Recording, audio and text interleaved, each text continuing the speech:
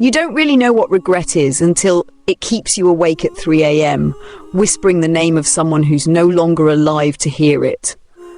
I used to be a man full of love. Now I'm a man full of ghosts. And the worst part, I created my own haunting. My name is Peter. I'm 30 years old. What I'm about to tell you isn't a story I'm proud of. It's not one you'll walk away from smiling. It's a story soaked in love, sacrifice, and the kind of regret that carves your soul open. Her name was Lily. We met in high school. She was 16. I was 18. You know the kind of love that feels like it belongs in a movie? That was us. We held hands through exam failures, family struggles, and late-night dreams. We promised each other the world, not diamonds or cars, just each other. That was enough. We got married in our early 20s. No fancy wedding, just love. We didn't have much, but we had joy. Real joy. Then life threw us its first punch. I was coming home from work, just another long day. I still remember the moment everything went black. Car accident. When I woke up in the hospital, the doctor said I'd shattered my leg, multiple fractures, steel rods, months, maybe years of healing. I couldn't walk. I couldn't work. I couldn't even use the bathroom without help. Guess who was there? Lily. Every day. Every single day. She quit her job without me asking, just to care for me. And when I told her to stop working so she could stay by my side, she didn't argue. She just said, "We'll survive, Peter, as long as we have each other."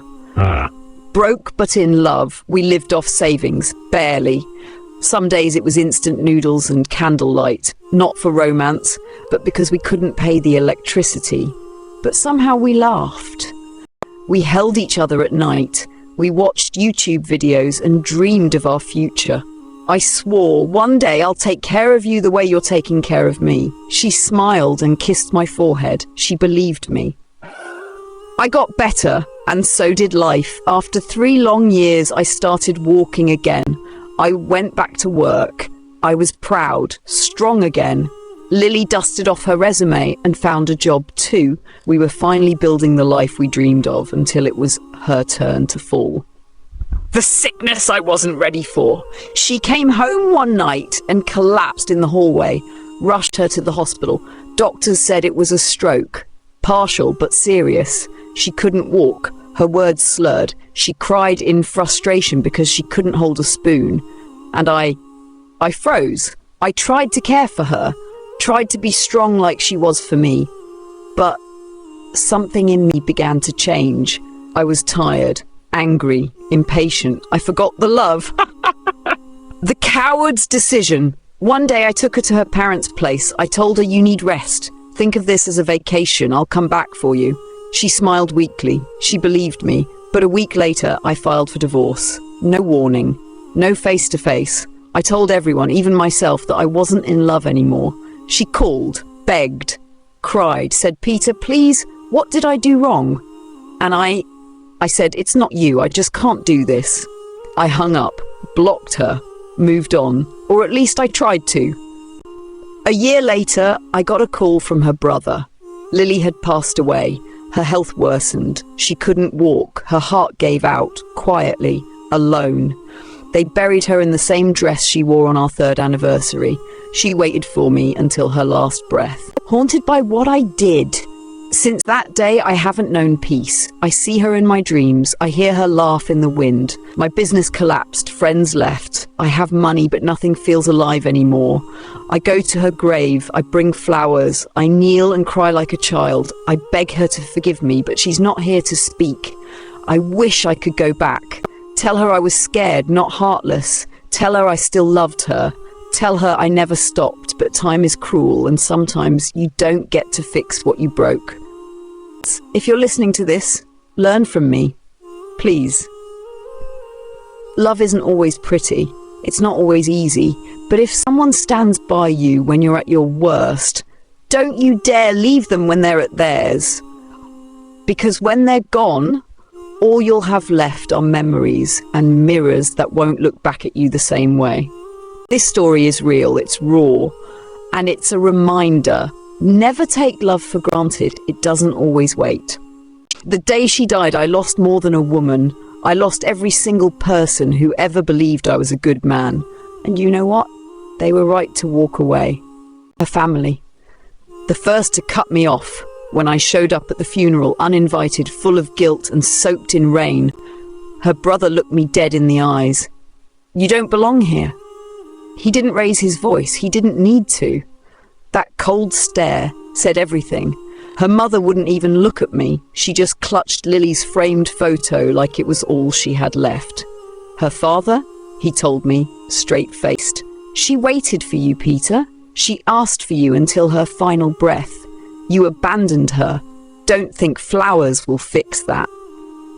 You killed her spirit before her body gave out. Her cousin, the one who always supported our marriage, didn't hold back either. She came up to me after the burial and said, "You didn't just leave her, Peter. You broke her. You made her believe she wasn't worth staying for. She forgave you every day, but you killed her long before her heart gave out." I didn't respond. I couldn't. What do you say when someone tells you the truth, no matter how cruel it sounds? Old friends, gone in seconds. Our mutual friends, the ones who once called us their favourite couple, stopped replying to my messages. One of them texted me once, just once. "Don't ever contact me again. You were her whole world and you crushed it." Some even blocked me on social media. I'd see posts about real love, loyalty and honouring your partner in sickness and health. And I knew every single word was a dagger thrown in my direction. My own conscience joined them. But the worst voice wasn't from her family. It wasn't from our friends. It was mine. The one that whispered at night, "You failed her. She gave you everything." And you gave her silence. She would have stayed if it were you. What hurts the most, she never spoke badly about me to anyone, not even after I left her. She still told people, "I believe Peter will come back. He's just scared." She defended me even when I didn't deserve it. How do you live with that? How do you move on knowing the person you broke kept loving you until her last day? Her final letter. "Oh, Peter, I don't know why you left. I try not to blame you. Maybe I wasn't the wife you needed, but I want you to know I never stopped loving you. I just hope someday you find peace, even if I never do." Every room I enter, I see her disappointed face. Now, I can't go to a wedding without thinking of ours. I can't hold another woman's hand without feeling Lily's ghost between us. I can't sit in silence without hearing her voice say, "I would have stayed." Final reflection. If you're thinking of leaving someone just because it's hard, don't. You don't know what you'll lose until you've buried it. And when it's gone, you don't just lose them. You lose you too.